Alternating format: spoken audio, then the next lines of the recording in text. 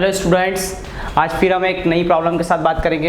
LLM से related problem है, काफ़ी इंपॉर्टेंट प्रॉब्लम है और काफ़ी कॉन्सेप्चुअल प्रॉब्लम है। कैसे एनालिसिस करते हैं उसके बारे में बात करते हैं। पहले आप बोर्ड पर एक डायग्राम देख रहे होंगे, इस डायग्राम के बारे में बात करता हूँ। यहाँ पर हमें क्या दे रखा, बेटा एक स्ट्रिंग दे रखी है, उस स्ट्रिंग की लेंथ हमें दे रखी है कितनी, एल दे रखी है। स्ट्रिंग की लेंथ हमें दे रखी है एल, इससे एक मास कनेक्टेड है एम, ठीक है ना। इस टाइप से स्ट्रिंग है, इससे मास कनेक्टेड कितना एम है, ठीक है। जैसे सपोज ऐसा मान सकते हैं, तो ये ऐसे रिवॉल्व कर रही है। क्या कर रही है, रिवॉल्व कर रही है। ओमेगा एंगुलर वेलोसिटी से क्या कर रही है, इस एक्सिस पॉइंट पर वर्टिकल एक्सिस का राउंड क्या करे, रिवॉल्व कर रही है। हमें तीन चीज़ निकालनी है। पहला निकालना हमें क्या, टेंशन, इस रस्सी में कितना टेंशन क्रिएट होगा वो क्या कैलकुलेट करना है। सेकंड चीज़ आपसे पूछी angle of inclination with the vertical, vertical से कितना एंगल ऑफ इंक्लिनेशन बनेगा, मतलब कितना एंगल थीटा दूर तक ये रोटेट करेगी इस टाइप से, ठीक है ना। पहले इनिशियल रोटेशन था, फिर जैसे स्पीड आपने बढ़ाई ओमेगा बढ़ते गया, उस टाइप से ये रोटेशन आता जाएगा। थर्ड चीज़ हमें बात करनी है linear speed of the mass. Mass की लीनियर स्पीड क्या होगी, दो स्पीड आती है, एक एंगुलर स्पीड आती है और एक उसकी आती है लीनियर स्पीड। तो तीन चीज़ें काफ़ी इंपॉर्टेंट क्वेश्चन है और मतलब इंपॉर्टेंट भी बोल सकता हूँ, कॉन्सेप्चुअल क्वेश्चन है। इसी टाइप प्रॉब्लम्स एडवांस में पूछी जाती हैं और मेंस में भी कई बार इस टाइप से क्वेश्चन प्रॉब्लम्स पूछी जाती हैं। क्वेश्चन में क्या दे रखा है मैं आपको प्रॉपर क्लियर कर देता हूँ। A string of length L is fixed at one end and carry a mass small m at the other end. Fixed है यहाँ से, other end पर क्या है, small m का mass है। The string max 2/pi rps around, मतलब यहाँ पर हमें रिवॉल्यूशन दे रखा है, इसकी मैं फ्रिक्वेंसी लिख सकता हूँ, वो कितना हो जाएगा 2/pi rps, रिवॉल्यूशन पर सेकेंड। रिवॉल्यूशन पर सेकेंड मतलब ये हमारे पास क्या गिवन है, फ्रिक्वेंसी गिवन है, ठीक है ना। With a vertical axis through the fixed and show that the mass moves in horizontal circle. अब हॉरिजॉन्टल सर्कल में क्या कर रहा है बेटा, मास मूव कर रहा है। तो देखिए पहले एनालिसिस करते हैं। सबसे पहली बात ओमेगा की बात करता हूँ, ओमेगा कितना आता है। तो अगर मैं ओमेगा की बात करूँ तो बेटा ओमेगा कितना बनता है, मेरे पास ओमेगा होता है 2 into N, N is what, frequency. अब उसने दे रखा है रिवॉल्यूशन, आरपीएस का मतलब होता है रिवॉल्यूशन पर सेकेंड। तो क्या ये हमारे पास फ्रिक्वेंसी होगा, हाँ जी ये फ्रिक्वेंसी होगा, जिसकी वैल्यू यहाँ रख लीजिए। तो 2 पाई इंटू 2 में पाई, पाई से पाई कैंसिल आउट, तो दिस इज़ 4, दिस इज़ 4, ये हो जाएगा रिवॉल्यूशन पर सेकंड इनवर्स हो जाएगा। तो मैं इसकी यूनिट ले लेता हूँ रेडियन पर सेकंड लिख लीजिए आप, ठीक है ना। डायरेक्ट में चलेगा शॉर्ट फॉर्म में, तो रेडियन पर सेकंड आ जाएगा। ये हमारे पास क्या आ गया, एंगुलर फ्रिक्वेंसी आ गई, सॉरी एंगुलर वेलोसिटी आ गई, ओमेगा आ गया। अब दूसरी बात करते हैं, ये निकाल लिया। हमें निकालना पहली चीज़ क्या, टेंशन। टेंशन निकालने के लिए मुझे इस ब्लॉक को क्या करना पड़ेगा, एनालिसिस करना पड़ेगा। तो देखिए अगर ये स्ट्रिंग के ऊपर टेंशन की बात करूँ तो यहाँ पर टेंशन कैसा लगेगा बेटा, यहाँ पर टेंशन क्या लगेगा, टी। ये ब्लॉक का मास है, ये मास कहाँ लगेगा, mg डाउनवर्ड डायरेक्शन लगेगा।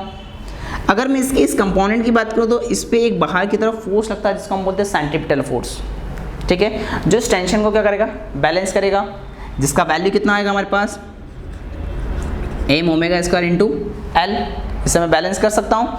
तो यहाँ पर ये जो टेंशन होगा, टेंशन निकालने के लिए रस्सी में इधर लगेगा टेंशन, आउट डायरेक्शन में क्या लगेगा, m omega square R, sorry m omega square L, ये टेंशन को बैलेंस करेगा। तो यहाँ पर बात करते हैं फर्स्ट केस के लिए, तो t इक्वल टू कितना हो जाएगा, m omega square L, this is centripetal force. तो सो टेंशन कितना जाएगा बेटा यहाँ से, t equal to m omega is what 4 and is l, तो t इक्वल टू कितना हो जाएगा 4 का स्क्वायर 16। तो टेंशन हमारे पास कितना आ गया बेटा, 16 ml। क्या आ गया टेंशन हमारे पास, 16 ml। पहली चीज़ हमने टेंशन कैलकुलेट कर ली।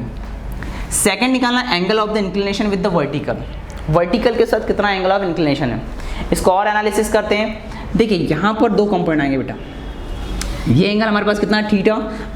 स्टूडेंट्स अगर वो थीटा है तो क्या ये भी थीटा होगा हमारे पास, ठीक है ना। अगर वो एंगल थीटा है तो ये वाला एंगल कितना हो जाएगा बेटा, ये थीटा हो जाएगा आपके पास। तो ये टेंशन आपका टी था, तो इसका एक कंपोनेंट इधर आ जाएगा टी कॉस थीटा, एंड एक कंपोनेंट आपका आ जाएगा टी साइन थीटा। ये मैंने अलॉन्ग द स्ट्रिंग एनालिसिस करा है, ठीक है। यहाँ पर क्या हो जाएगा, टी कॉस थीटा, एक आ गया टी साइन थीटा। क्या यहाँ students T cos theta mg को बैलेंस करेगा, हाँ सर करेगा बिल्कुल।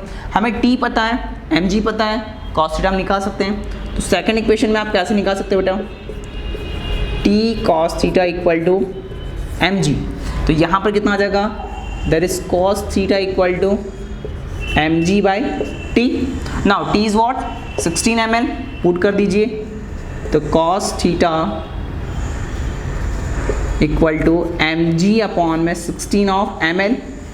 ना m से m कैंसिल आउट, तो थीटा इज़ वॉट बेटा, यहाँ से थीटा कितना हो जाएगा, cos inverse g divided by 16l। Theta कितना आ जाएगा बेटा, theta equal to cos inverse g by 16l। ये हमने एनालिसिस कर दिया वर्टिकल से एक्सिस कितना एंगल बनेगा, क्योंकि इनिशियली में अगर इसकी स्पीड कम है तो ये इतना रहेगा, फिर जैसे स्पीड रोटेशन बढ़ता जाएगा, रिवॉल्यूशन पर सेकंड बढ़ते जाएगा, तो इसका एंगल क्या होता है वर्टिकल के साथ बढ़ते जाएगा।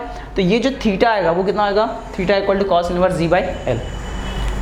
2 पॉइंट्स हमारा एनालिसिस हो गया, पहला टेंशन हो गया, दूसरा angle with the angle of inclination with the vertical हो गया। थर्ड कॉन्सेप्ट की बात करते हैं, linear speed of the mass. काफ़ी आसान है, आपने एंगुलर स्पीड और लीनियर स्पीड में रिलेशंस पढ़ा होगा। क्या होता है बेटा, थर्ड पॉइंट के लिए v इक्वल टू होता है omega into R. R is what, यहाँ पर जो रेडियस आती है वो, ठीक है। अब देखिए यहाँ पर बेटा मैं क्या करूँगा, इस लेंथ के कंपोनेंट करूँगा। ये आपकी लेंथ इधर दे रखी है l, तो इसका एक कंपोनेंट इधर आ जाएगा, ये एंगल थीटा, तो this is l cos theta, and इसका ये कंपोनेंट कितना आ जाएगा, l साइन थीटा।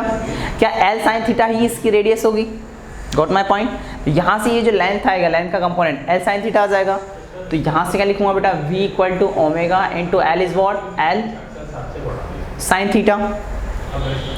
तो यहाँ से कितना आ जाएगा, v equal to omega l and sine theta is what, क्योंकि हमें cos थीटा का वैल्यू हमें पता है, ठीक है ना। cos थीटा कितना दे याद में, g अपॉन में 16 ml। तो क्या साइन थीटा को मैं लिख सकता हूँ 1 minus this is cos square theta. Now put the value of cos square theta. So what we get, omega, omega is what, 4 into L under root of 1 minus cos theta is what, g upon में 16 ml। तो this is g upon में 16 L का square, तो v equal to 4L 1 minus g square upon m 16L का square. तो ये बेटा हमारे पास क्या आ गया, वेलोसिटी आ जाएगा, ठीक है ना। आंसर में आप इसको और सॉल्व कर सकते हैं। तो यहाँ पर काफ़ी अच्छा प्रॉब्लम था, कॉन्सेप्चुअल प्रॉब्लम, कैसे एनालिसिस करना है वो। प्रॉब्लम का जो लैंग्वेज है वो बड़ा है, लेकिन प्रॉब्लम बहुत शॉर्टकट है। आपको पहले स्ट्रिंग को एनालिसिस करना था, स्ट्रिंग को एनालिसिस करके एंगल की बात करें तो टेंशन के आपने कंपोनेंट करें, कौन सा कंपोनेंट एम जी को बैलेंस करा। थर्ड चीज़ आपको पता होना चाहिए कि लीनियर स्पीड और एंगुलर स्पीड में क्या रिलेशन होता है, v equal to omega R. Now R is what, इस लेंथ का perpendicular component, this is l cos sin theta, l sin theta, उसमें वैल्यू पुट करिए और हमने ये निकाल लिया। तो काफ़ी अच्छा प्रॉब्लम्स था, ठीक है। इसी टाइप की प्रॉब्लम्स की सीरीज़ में हम और आगे एक प्रॉब्लम लेके आएंगे। Thank you.